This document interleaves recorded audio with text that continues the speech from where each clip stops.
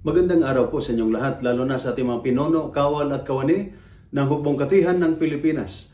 Ako po si Father Dion, ang Post-Catholic Chaplain ng Headquarters and Headquarters Support Group of the Philippine Army. At ito po ang Salita ng Diyos, ang ating gabay.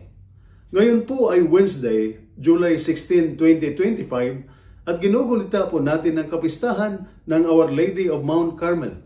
Sa kapistahang ito ng mahal na ina, inaalala natin na sa gitna ng lahat ng ating laban, sa labanan man o sa loob ng ating kalooban, ang Diyos ay naroon. At ang mahal na ina bilang Our Lady of Mount Carmel ay kasama nating naglalakbay, nagbabantay at nagpapalakas. Ang ating unang pagbasa mula sa banal na kasulatan sa araw na ito ay nagpapaalala sa atin ng dalawang mahalagang bagay. Una, ang Diyos ay kumikilos sa apoy, ngunit hindi kanya susunugin. Si Moises ay wala sa templo nung siya ay tinawag ng Diyos. Siya ay nasa ilang, pagod, nag-iisa at malayo sa lahat. Ngunit sa lugar na iyon, doon siya kinausap ng Diyos. Sa pamamagitan ng nagdiningas na halamang hindi nauubos. Ganyan din tayo.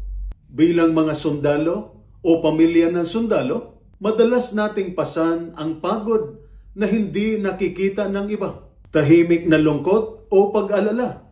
Pagsubok na walang pinagsasabihan. Ngunit tulad ng halaman sa apoy, hindi tayo nauubos. Dahil ang Diyos ang kasama natin. Sabi ng Diyos kay Moises, "Narinig ko ang daing ng aking bayan at ako'y bumababa upang iligtas sila."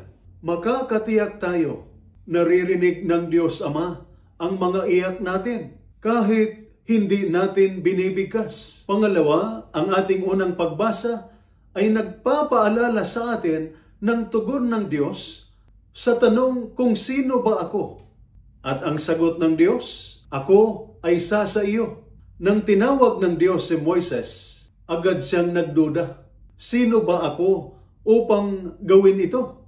Ngunit ang sagot ng Diyos ay simple, "Ako ay isa sa iyo." Kapag tayo'y napapaisip, kaya ko pa ba ito? O bakit ako? Ito rin ang sagot ng Diyos. Hindi ka nag-iisa. At ang ating mahal na ina, bilang ina ng Carmel, ay paalala ng presensya ng Diyos sa ating tabi. Tahimik siyang naglilingkod, ngunit malakas ang loob. Hindi niya iniiwan ang anak sa gitna ng hirap at hindi rin niya tayo iniiwan ngayon.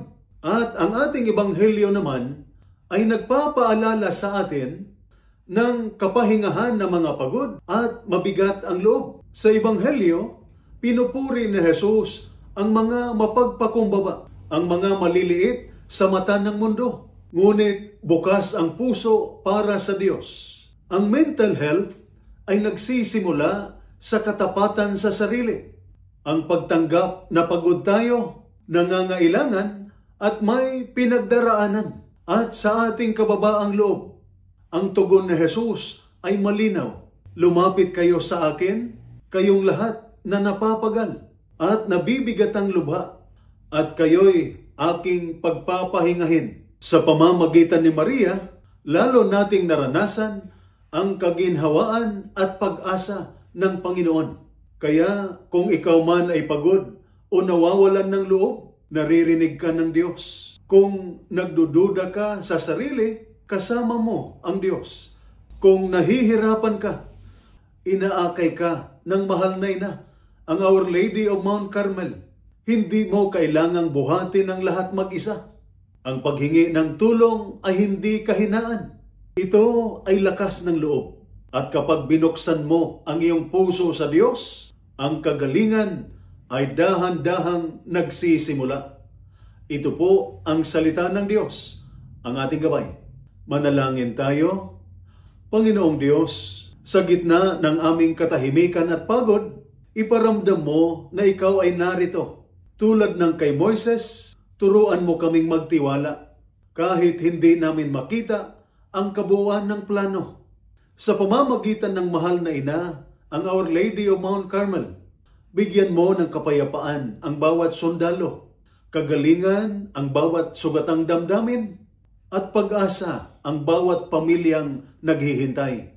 Gabayan mo kami sa bawat hakbang at pag-alabin mo ang apoy ng pananampalataya na hindi kailanman mauubos. Amen.